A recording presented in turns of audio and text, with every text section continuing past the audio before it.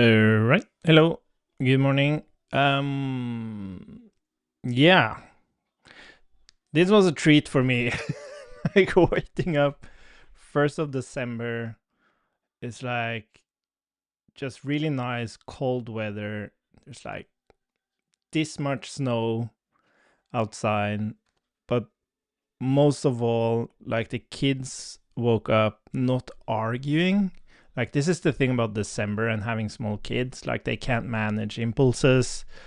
And being siblings, they can very easily start an argument. None of that. Like, this is the first year they didn't argue. And then in the car, I was able to like listen to my Christmas playlist without the kids wanting to listen to some kind of K-pop or like some children's song that I've heard 1,000 times this year. And like it's dark outside here now with all the lights and everything. I actually got like a proper Christmas mood. The only thing is that I made a joke about my partner this morning. And she didn't like it. Yeah. Yeah, I have to tell you. No, I don't know. I'm not going to tell you. It was the choice of a word, English word, that I found funny. Anyways, I don't want to embarrass her. Mm,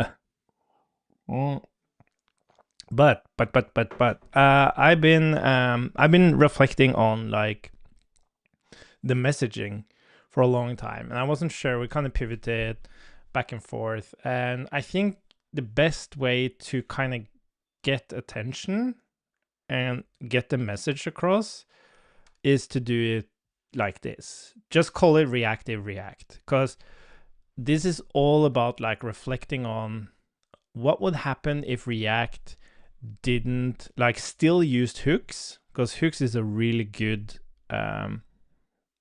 like way to compose components, like, or logic in components, but didn't like integrate it into the reconciler. Like, how would that actually look like? So basically the value propositions here now are, I don't know if you can actually see it. Let's see. There we go. So it's a different path.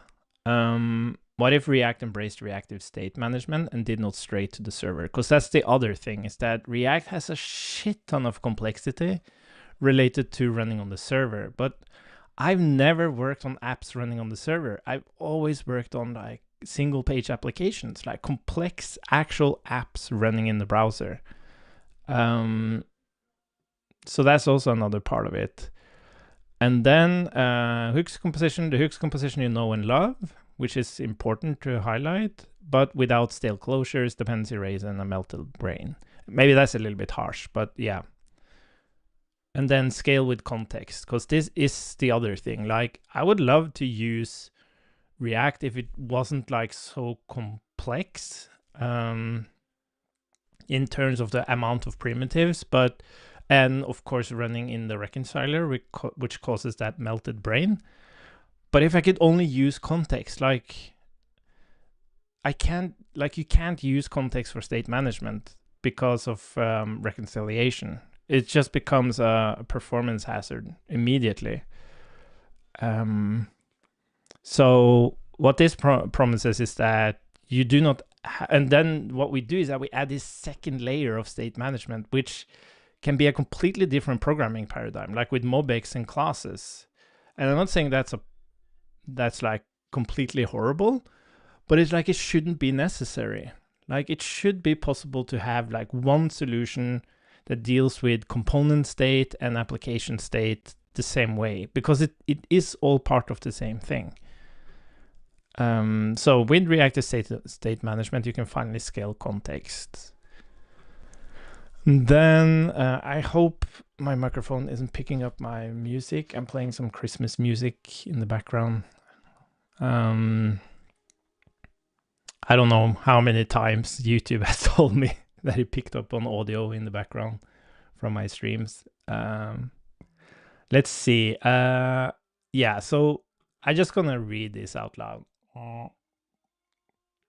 So why RASK? RASK is built on a simple idea. What if React had embraced reactive state management from the very beginning? Hooks opened a powerful era of composition, but the core model of immutable updates, dependency arrays, and frequent re-renders makes large-scale state management difficult.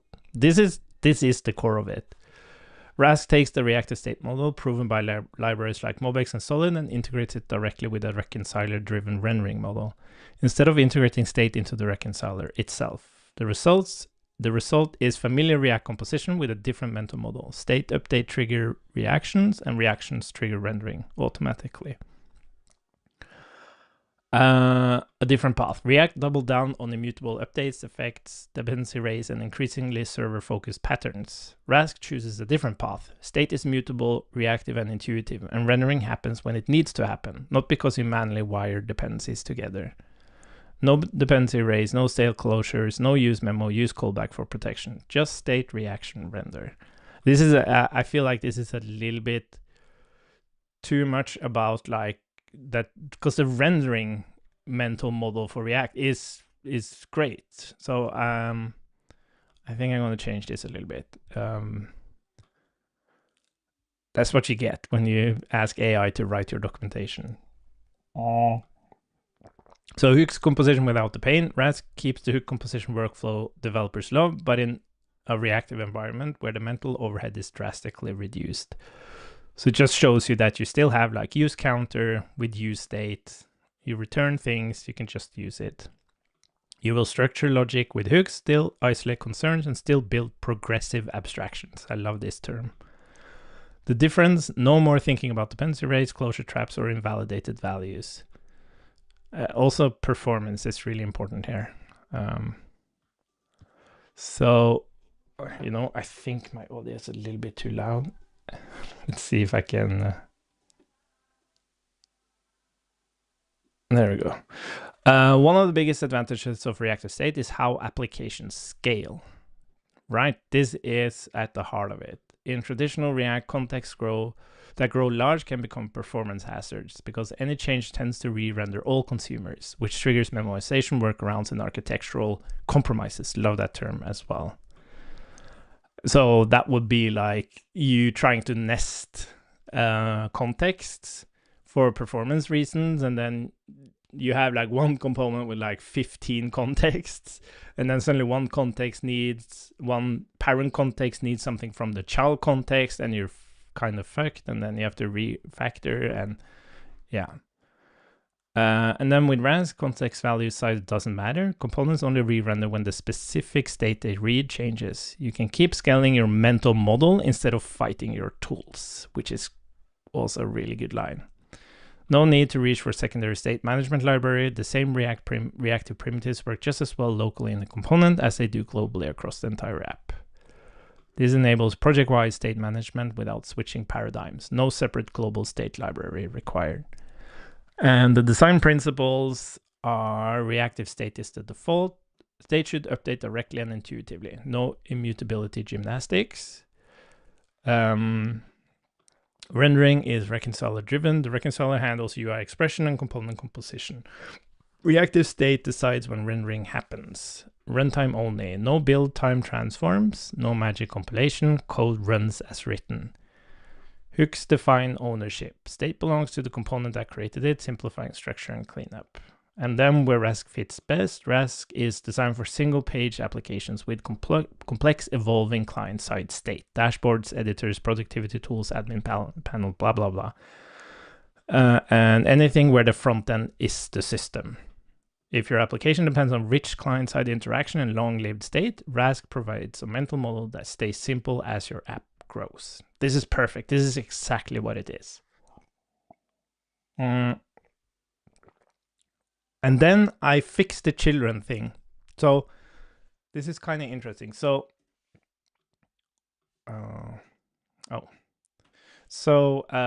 what we did previously was that when we were writing components, so like you would have maybe a div, and then you would have my component, right? And then you will have like function my component somewhere, and then maybe it's something like this. I'm just making it simple.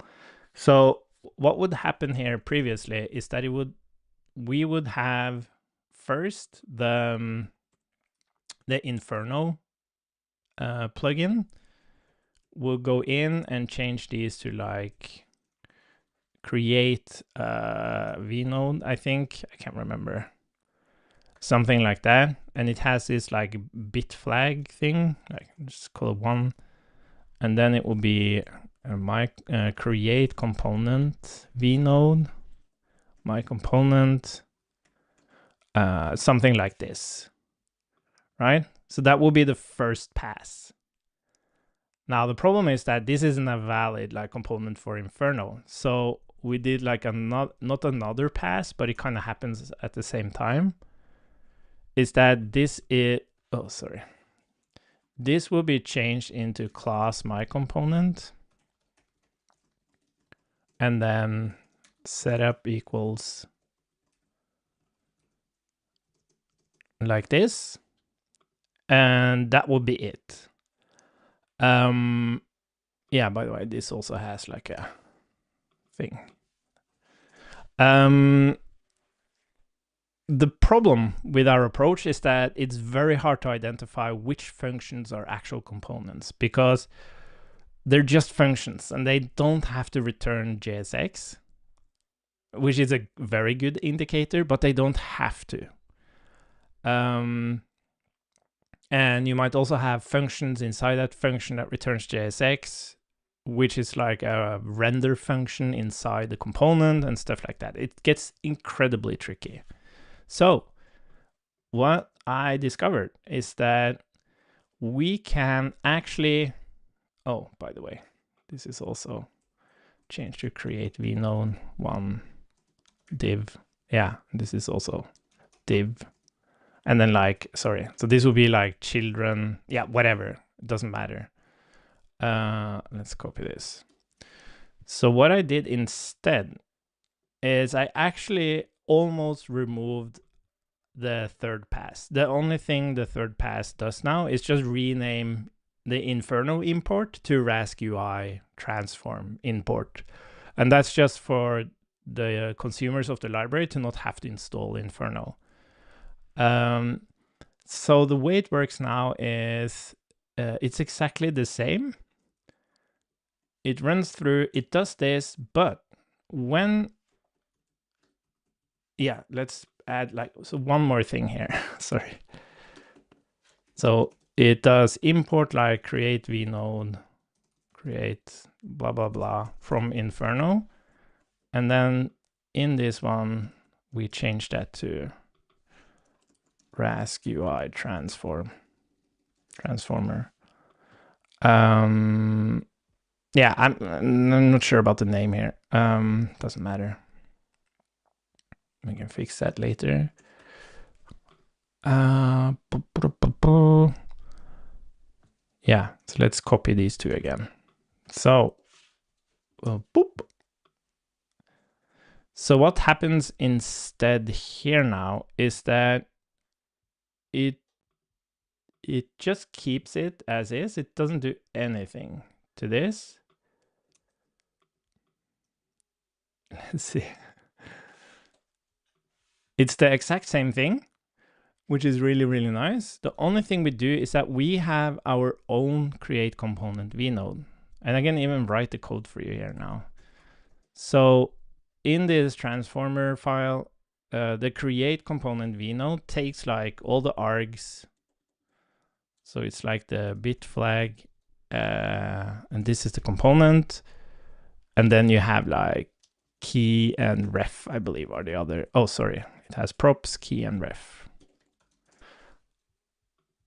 So the only thing we do here is that we can return the internal create or Inferno create component vnode.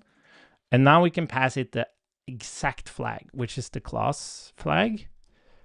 And then we give it a RASK component. So there's only a single RASK component now, which is an internal class.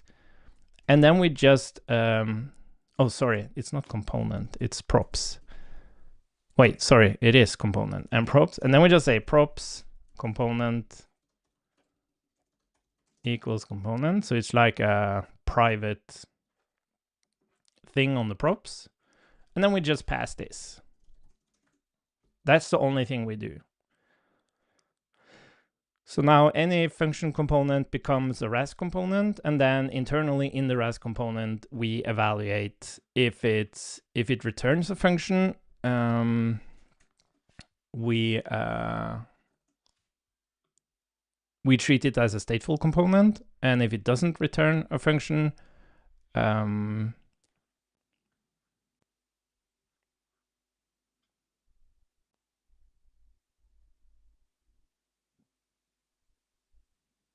we treat it as sorry, stateless component. I started thinking about like, what if you use hooks now in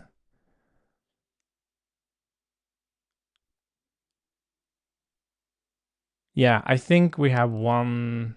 Not like it's not an issue. It's just something we have to take into account now. It's like if you now use hooks inside a stateless component like this, it's not gonna error.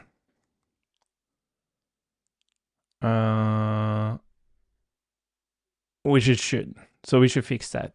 But anyways, this is like, and this is super performant, and it's a much simpler model. So I'm super happy about that. Super happy. So yeah, so that's basically the changes. And I thought we could just continue with the refactor thing. I have been making changes to Divergent to-dos in the meantime, so I'm a little bit unsure how we're going to bring in those changes.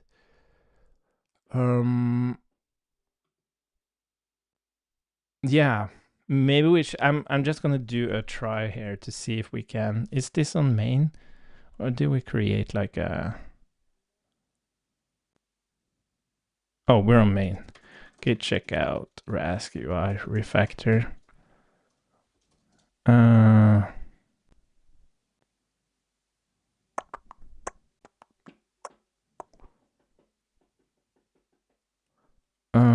Yeah, let's just push it. Git and git commit. Work in progress. And then git checkout main, git pull, git checkout RASK UI refactor, git merge main. Yeah.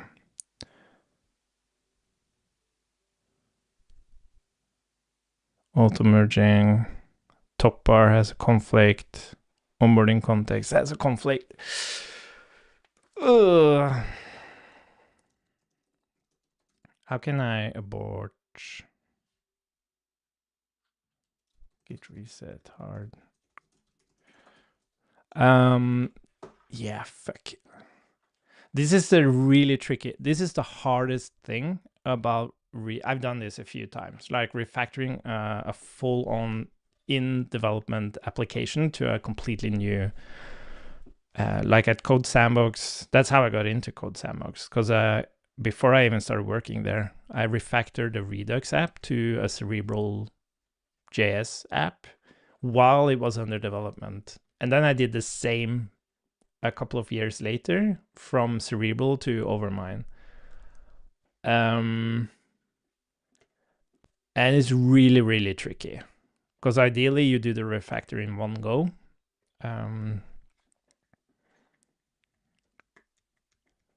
So the thing I'm thinking about now is if we should just refactor the things that changed. Because what was changed? Let's see. So we would have to refactor the app. We would have to okay, top bar is fine because we didn't make any changes to top bar. I wonder why that has a conflict. Oh, maybe we change some imports. And then we have onboarding context.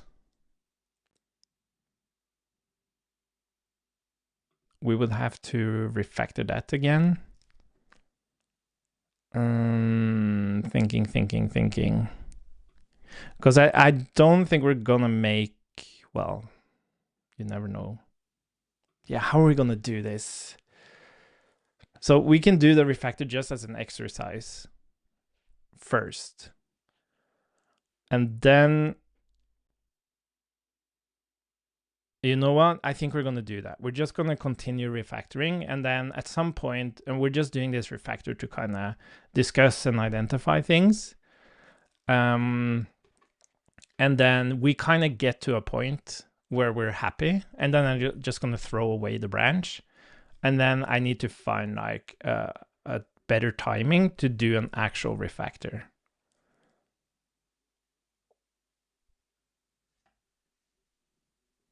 Or we could like evaluate the changes that's been made in between and kind of move them over to this branch. We'll see. Okay, but we're just going to continue for now, at least. Clear. So didn't we run this somewhere? Yeah, and I want to actually pm install RASK UI latest.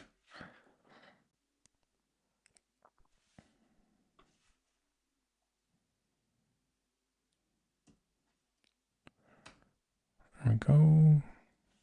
5173. So this isn't showing anything yet, which is fine. Sorry. Okay, cool. So we have use edit profile. Let's take a look at that. So authentication is now authentication equals authentication context dot use. That's how we use. I wonder why we want to set authentication now. Oh yeah, we want to update the profile.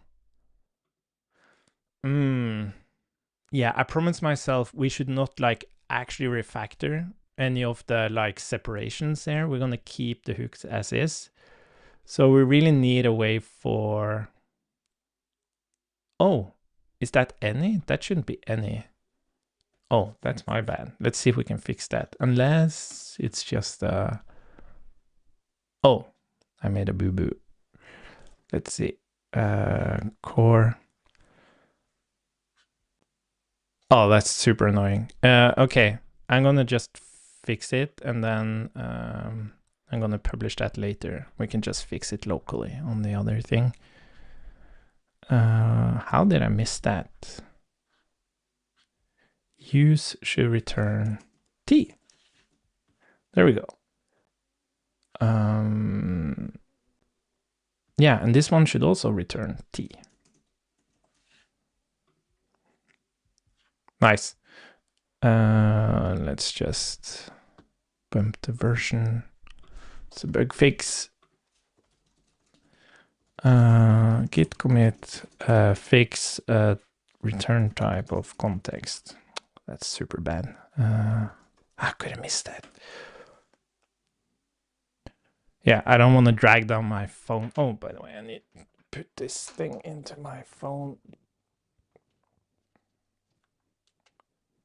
Boop. Yeah, but we can, for now, we should be able to just, let's see. Create context. T. Oh, it is T here. That's interesting.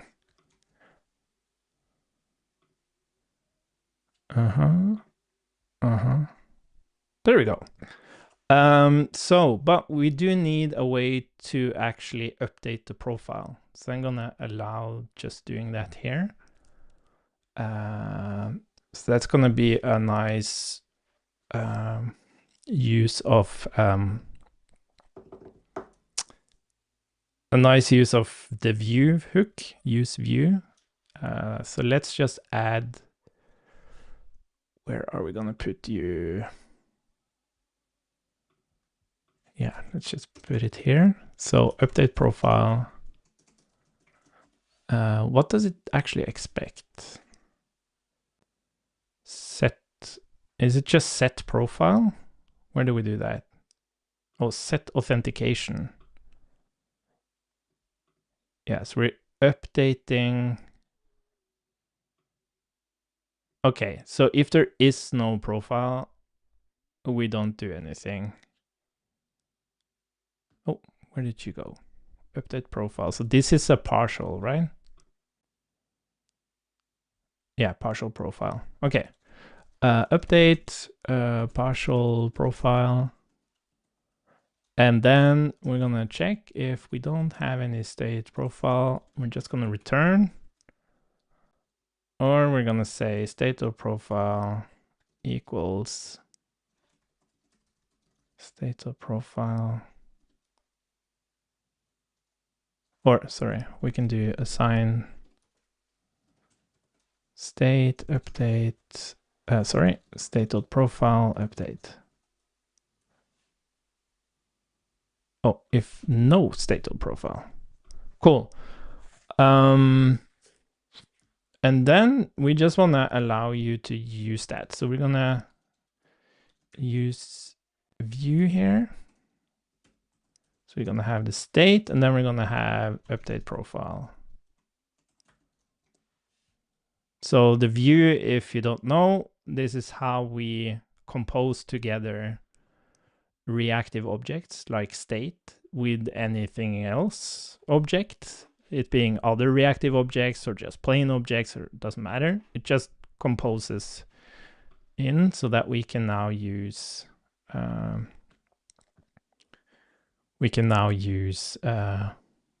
authentication update profile. Cool. Yeah, and we don't need this ref craziness anymore. Let's see. So we have, okay, so we have an optimistic update. I don't think we actually handle. Okay, so this is an action. So let's try that. So this would be the state, and this would be update profile. Oh, edit profile. That's what we're calling it. Yeah, whatever. Use action. Yeah, we can, let's just implement it as is first. So we want to do, yeah, and this should take the actual partial profile. That would be update partial profile. And then we want to say authentication, update profile.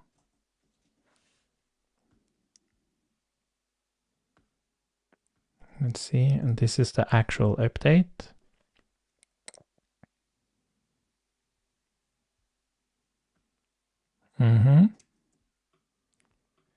Let's see, let's remove all of this. Yeah, and now we have, okay, so this is interesting. There is this thing where like you might not have, like this is a general thing. Like this hook doesn't know that you are authenticated. So what is possible to do is, like, you should never be here unless you have an authenticated user.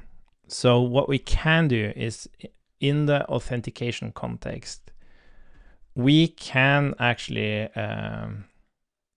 export a hook which just checks if you're authenticated. And if you're not, it's going to throw an error. Because it's just a completely invalid use of the logic. Because the only time you're not authenticated is when you're on the landing page, right? And this is the thing that's bothered me for a long time. It's like, you don't want your whole app to constantly check if there's a user. Like, you know that if you're in the app, you actually have a user. Because if that user is not there because you signed out or whatever, it's going to bring you back to the landing page. So we're going to export Let's just do it here. Export function, use authenticated context. And that's basically gonna do authentication context, use authentication, and then if no authentication dot user, we're gonna throw an error.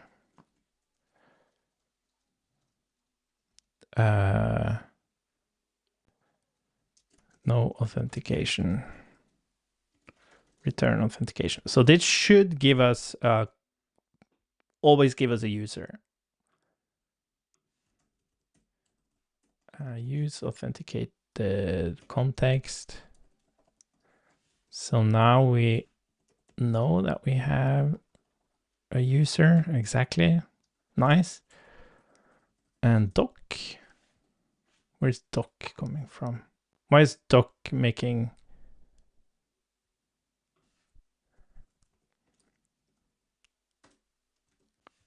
Why are you complaining?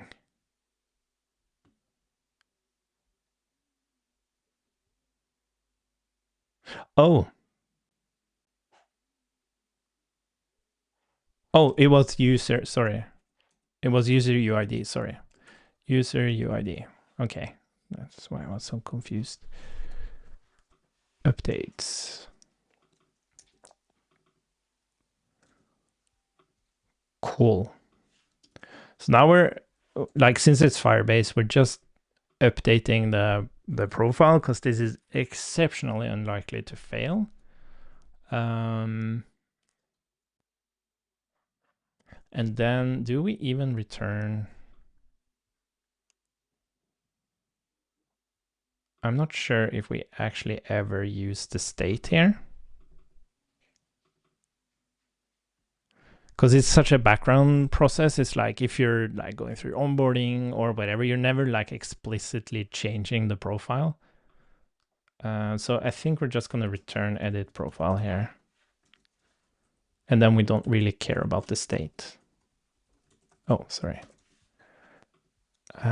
So now we'll have edit profile like this. Cool. And then we have, yeah, I guess this is state activity here. Oh, this one's interesting because here we're just passing in. Yeah, we're passing in the activity here, but this needs to be reactive now. So this needs to be different. But yeah, well, we're going to take a look at that. Let's see. Use authenticated context.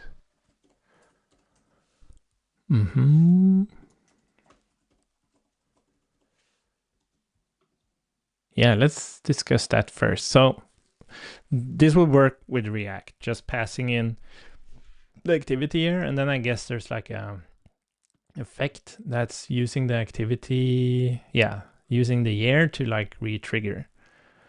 But we wanna access this reactively, so we need to like have an object here. So there's two things we can do. We could either pass a function that's gonna get the current activity here, which I think is the best way to do it in this context, or we would have to pass the state itself, but it doesn't care about all of that stuff. So we're gonna do this, and then use activity is gonna have rename get current year, and that's gonna be number.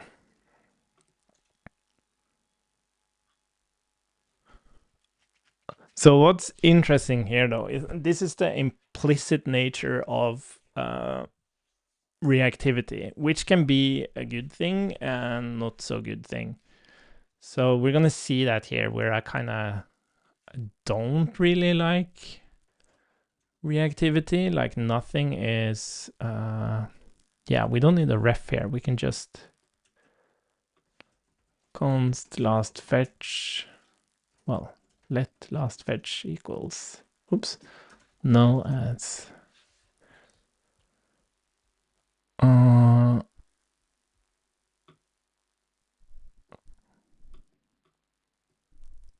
interesting. Let's see if this changes. And then we have use state from RASK UI. So that would be activity weeks, loading, true, error, null as error or null. Not null, but null. We don't need these. And this should be activity weeks, or this should just be state. And then we have a use effect. So we have the user always now.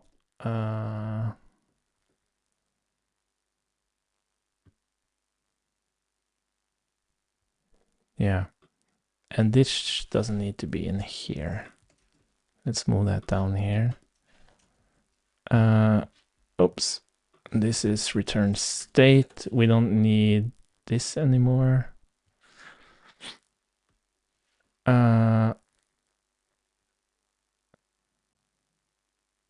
Oh, maybe we don't even need an effect here.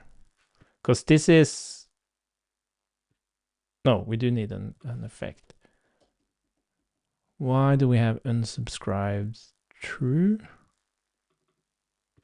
What's that used for?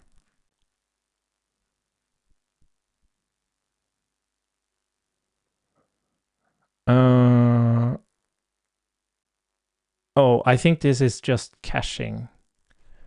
So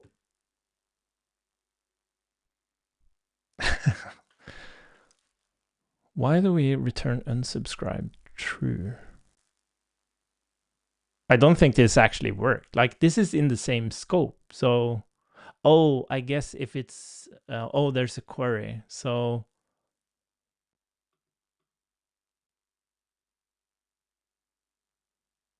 but how could it be unsubscribed? Maybe this is because if you don't have a user, you get unsubscribed.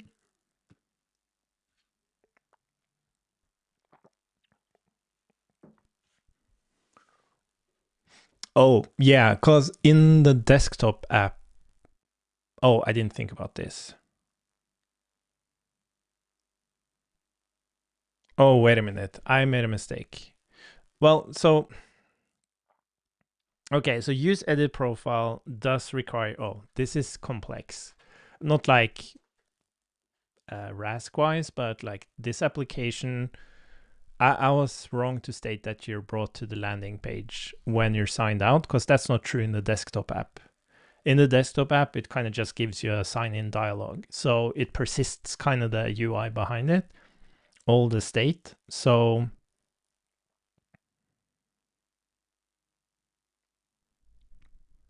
but it does move you to skeleton, right? You know what? We're just going to make sure of that so that when you sign out, you're going to be like moved to like the skeleton version in the background, which means that it's going to completely unmount everything. So that's fine. So we're not going to consider like, are you signed in or not? We're going to just use the component lifecycles to handle that.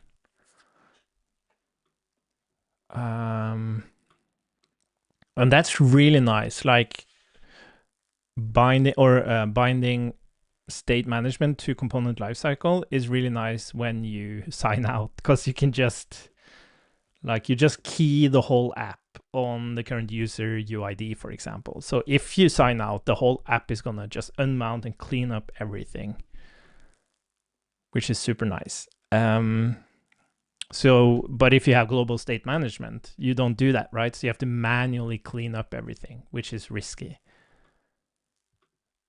Let's see. Well, depending on how you build it.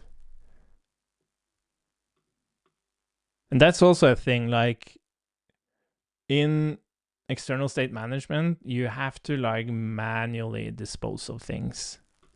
While with a component lifecycle, you can just use cleanup to clean up things, which is super nice. It's kind of built into the thing. But what were we doing? We're gonna, but I wanna change something first. Because I think here we also, yeah, use authenticated context instead. So we're always gonna have a user here, which means that we don't actually need this effect. Because nothing's gonna change. We're gonna use the to-dos, and when we do that, we set up the query. Oh, we don't return this. We can rather say on cleanup, or sorry, use cleanup.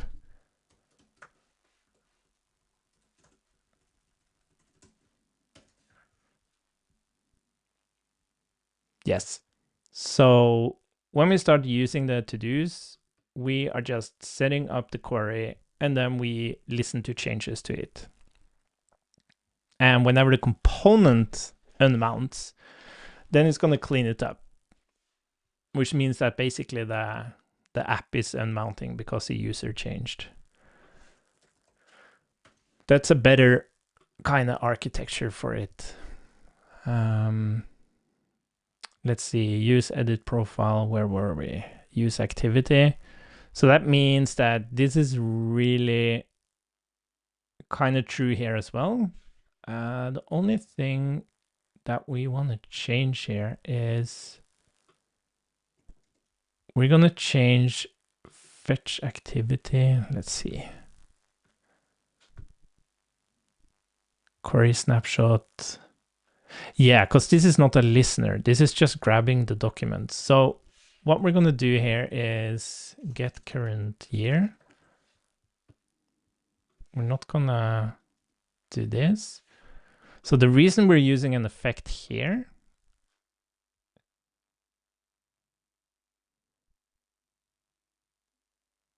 use activity. Oh, use activity is the reflections tab. Yeah, maybe to kind of give you. Oh, by the way, I should have an update to my app.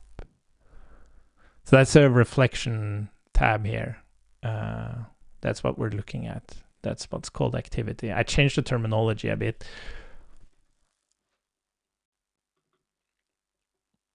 And now, yeah, move incomplete to this day. Cool. Yes, so fetch activity, it's going to be year. And then this last fetch, we don't need user ID there. We really just want to know which year it is. Do we? No, we don't even care about that. Because if we change the year, that's going to change. That's going to fetch activity again.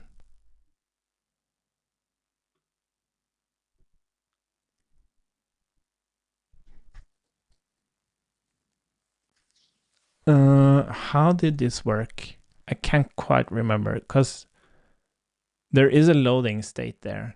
This is a really nice use case for use suspend, by the way. So what I want to do is that when you click reflection, I want that to kind of, it's not going to change it. It's just going to put the reflection thing in a kind of a loading state. And then when both the activity data is loaded, so we're going to suspend the selection of the tab with the loading of the activity data. So the tab doesn't change until the data is actually loaded, which is going to be fun. But let's think about that later. For now, I just want to, what did I try to do? Keep track of the loss to avoid unnecessary re-renders. Yeah, I think we're going to remove this and we're going to use suspense instead. Let's see now. Yeah, this can just be, oh. Yeah, promise void, blah, whatever. Cool. So we're going to pass in the year. We're not going to do... And then, yes, we are going to assign... Let's call it is loading. I don't like... But then again, this is just an action, right? Why do we have this? Yeah, let's do const state use action. And this would be fetch activity. And then we're just gonna...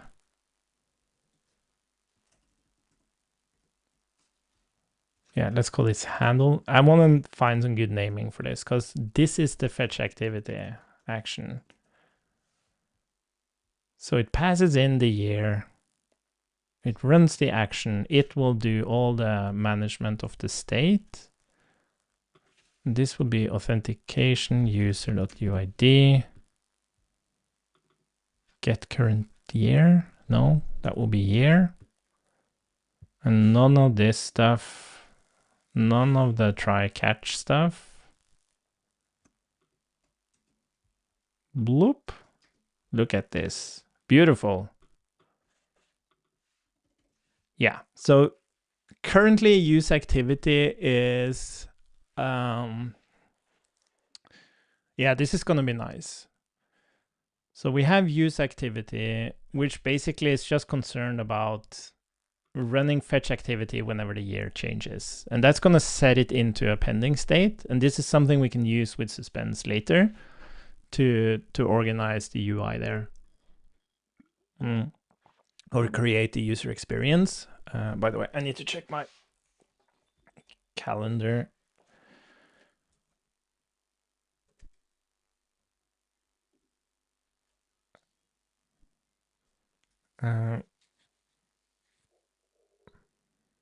If one is optional.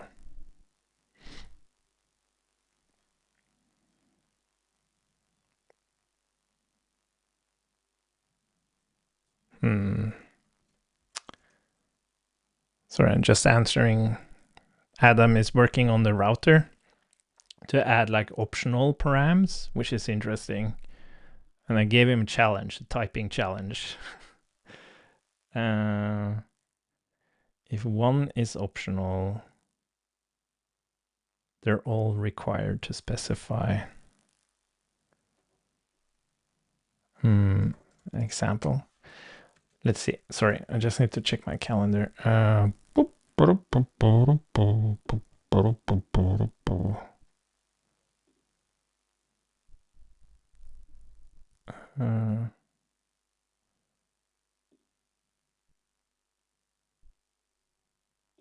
Okay, so okay, nice. Yes, so now we have a simple, we're using the authentication. We rely on the component lifecycle to unmount everything that has to do with the user when the user signs out or is not available anymore. We have an action to fetch the activity based on the year, which is reactive. And that's the thing that's like, if you just look at this hook, it's kind of like, how do you know that this is reactive, right? You don't. It's just maybe you can infer it because it's a function. Oh, the previous developer made this a function because it's going to be reactive.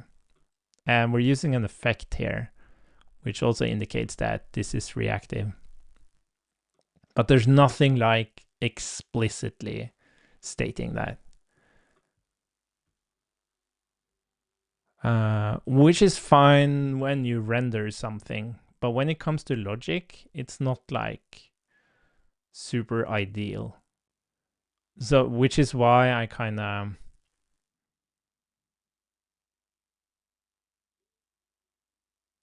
Yeah, it's the lack of explicitness. We're not stating in any way when this thing changes, go and do this thing.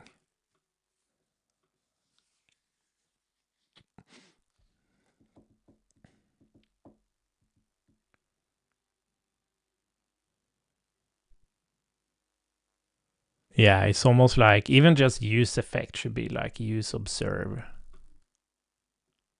Because it's not really an effect. It's like we're literally observing something.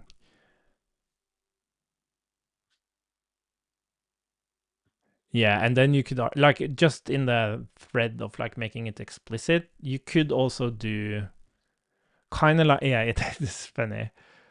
Like you could use a ref like this, but it's kind of it's a little bit artificial. Well, it's very artificial, but you can use, and this is kind of like what we're trying to get away from is like having things like refs, but you could use a ref for activity year, and then you would have current year ref, right? And you could say ref number like this, and then you could do current year ref current like this. The point being that it's like it's completely clear now that this is like a reactive ref, right? Or we could call it a ref is, well, yeah, sorry, use ref is already used for elements.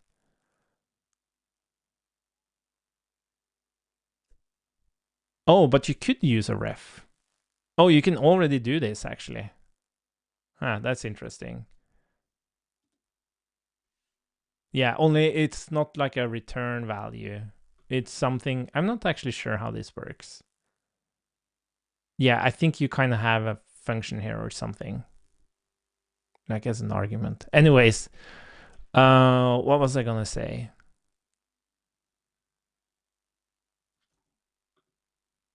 Yeah, it's just like reflecting on explicitness. Or you could say, no, you have to pass an object. But then it's like this consumer here doesn't like know if it needs an object. It just needs this year. And like this code should just say, I need a freaking number, right? Ideally, it should just be able to do that. But we can't do that in a reactive world.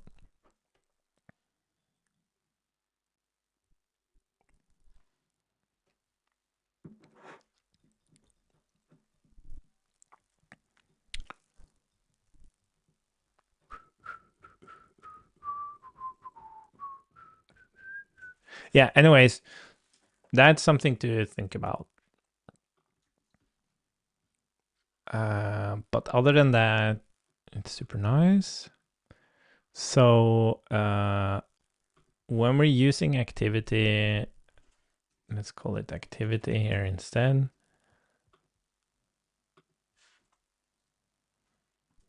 Yeah, whatever. Oh, had authenticated user. Is that something we added? No.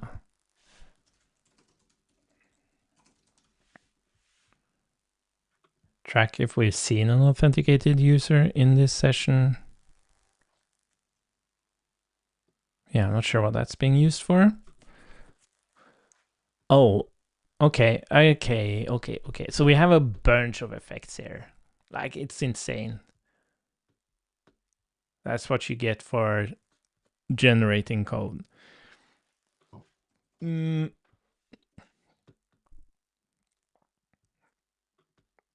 Let's see. So what is this first effect doing? So if we have an authenticated user, which we're always gonna have now. Oh, I guess this kind of fits more with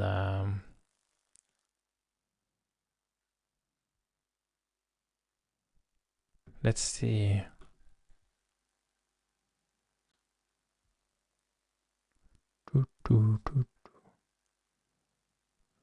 Okay, let's pause and reflect. Are we getting anywhere here? I really want to do this refactor, but it's a lot of, I don't want to get into this flow where we're just changing code and we're kind of like never validating anything. We need to see some results of what we're doing, or this is going to be just horrible. So what I'm wondering is,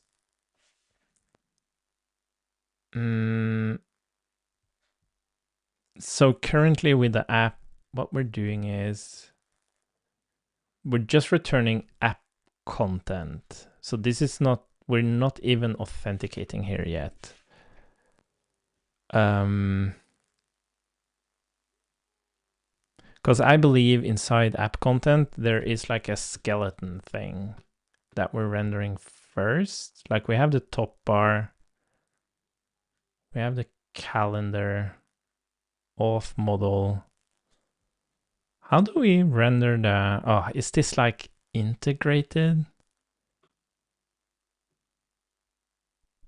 Okay, so what I think we should do first is we're gonna create a component that's gonna decide if we're gonna show the landing page, if we're gonna show the skeleton version of the app, or we're actually gonna render the app.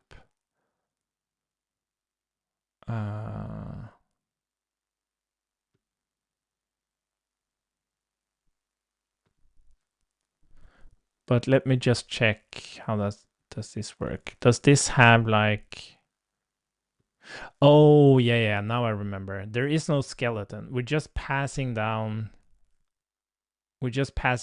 props. And if there's an authenticated user, we're actually performing things. So there is no skeleton, which is a good thing. But you can still have a skeleton in the sense that you can render two different calendars, right? So this is very mixed.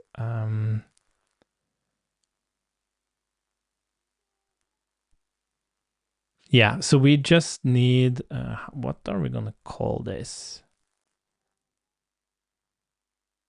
Yeah, we're gonna have app content. Maybe we can move some of this. Let's see, let me think.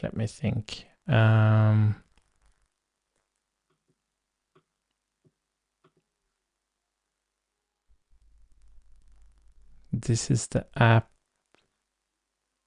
It renders app content, and app content is going to be responsible for authentication, triggering authentication, deciding if you're going to go to the landing page or show the landing page, show like the skeleton, or we're actually going to show the app. What are we going to call that?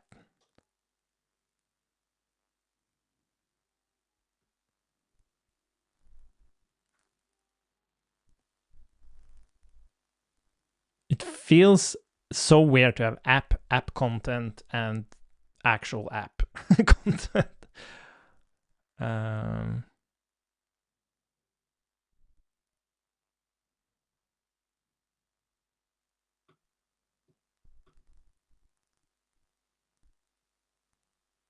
Oh, but maybe we can move some logic back in here so that we have authentication in here, and here we evaluate if we're going to render like app content or kind of the skeleton app content. Yeah, I think that makes sense.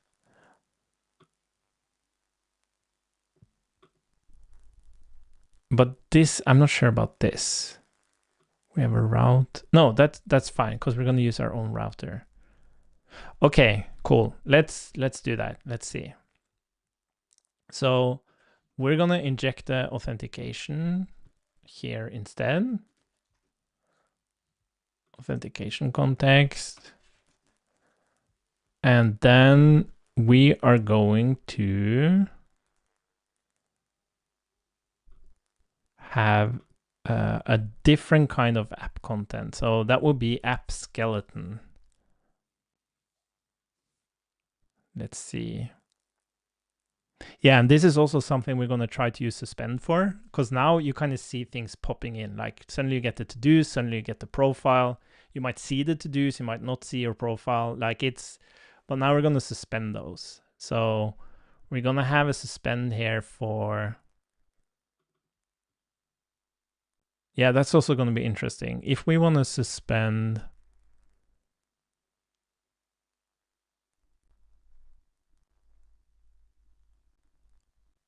getting your profile... Oh my God, this is tricky because your profile is now part of your authentication.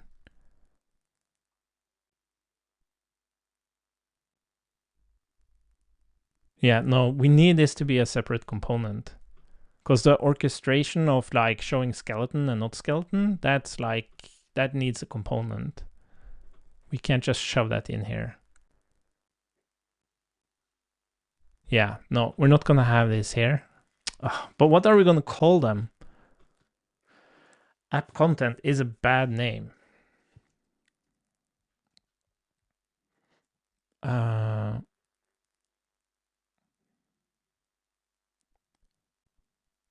Maybe this is the bad name.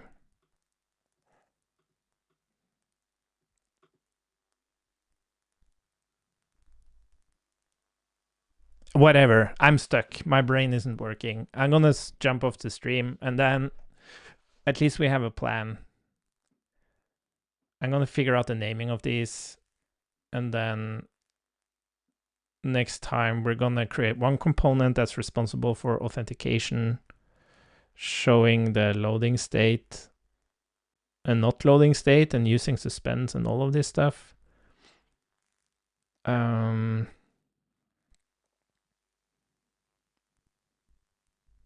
But I do wonder how we're gonna make that profile.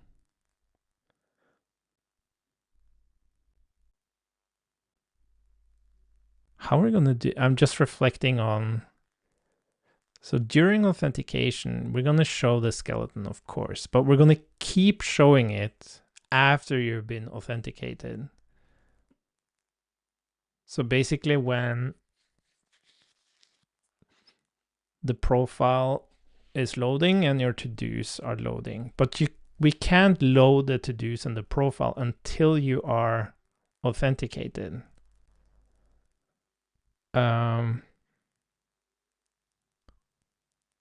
So there's like two skeleton states. There's one primary skeleton state, which is just authenticating, and then you get into the other skeleton state, which has an authenticated user, but it doesn't have the profile or the to-dos yet.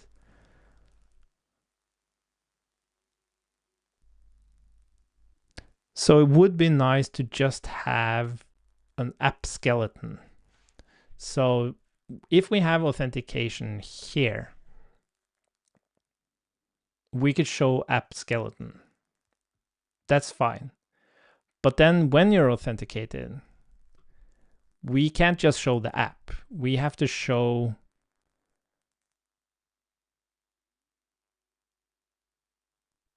No, we can do that. Okay, this is coming together. So we have, let's just call it new file app skeleton. Yeah, so this is what we're gonna do. So we're gonna bring back the authentication context here. This is where we're gonna inject it. And then we're gonna check if we're authenticating. We're just gonna show the app skeleton here. And then when we are authenticated, we are gonna show app content. And app content is gonna grab your profile and your to-dos, and then we're gonna suspend them. And as long as they're loading, we're gonna still show the skeleton, only it's the app content that now returns the skeleton. And when that suspension is done, then we're actually gonna show the app. Yes, that's how we're gonna do it. The thing I don't like here, yeah, we're gonna use our own router for this.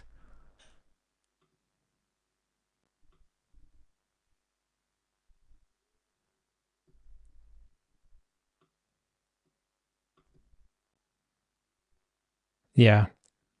And I wonder if it doesn't matter if it's Electron or the browser, we're just gonna return the skeleton while you're authenticating.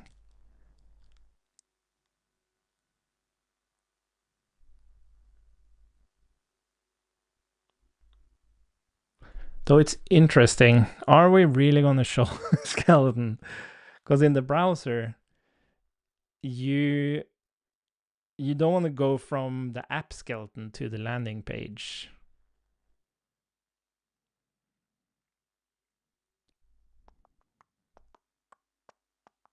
But that's why I think we have had authenticated user. That's what that state is. Why is that false?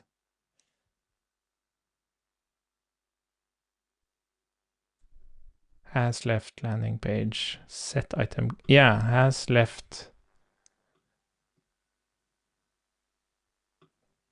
This is weird. Yeah, we can't. Oh my God. It would be so easier to just do this from scratch. Refactoring this is really tricky because it's not just refactoring the code, it's kind of refactoring the like AI thinking. It's like we're doing like 3 parallel mental gymnastics of this refactor. It's hard.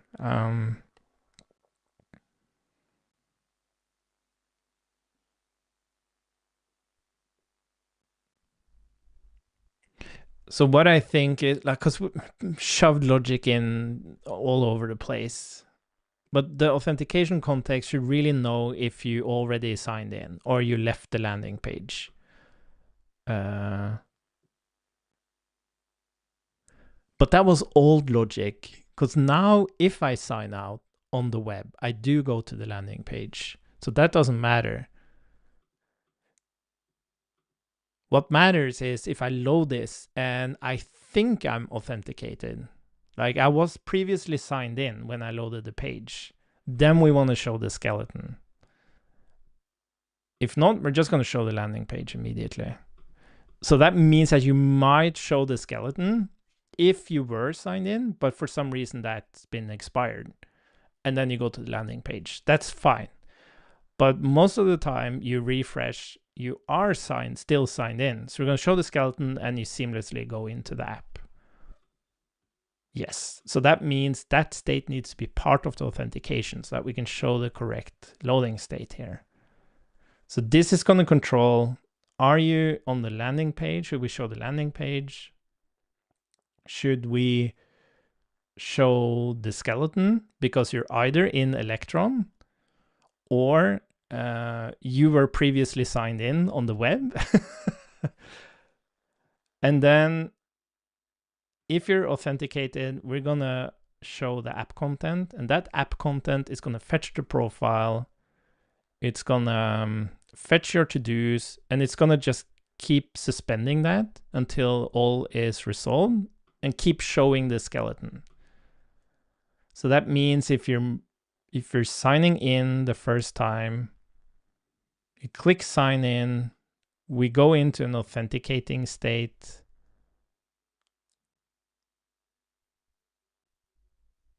Well, that's not an authenticating state. That's a sign-in state. So this also needs to have... Oh, sorry. Yeah, that's on the actual landing page. Yeah, so we're on the landing page. We're signing in. And then suddenly you get a user, which is going to flip this page. Yes. Okay. Anyways, sorry. We're going to fix all of this, but not now. Cool. I'm going to publish that new version with the type fixes, and then I wonder if, like, we're not really selling RASK here. Like, this project we're doing here now is refactoring divergent to-dos. This is not like whatever we applied here would be like serious mental gymnastics. So I think I'm going to rename these streams to like refactoring divergent to-dos, and then we would have to do something else to kind of sell or market RASK, and that would have to be a new app. But I don't have any new app to work on, so that will have to be for later. Yeah. Okay, that's my plan. Okay, cool. Bye for now.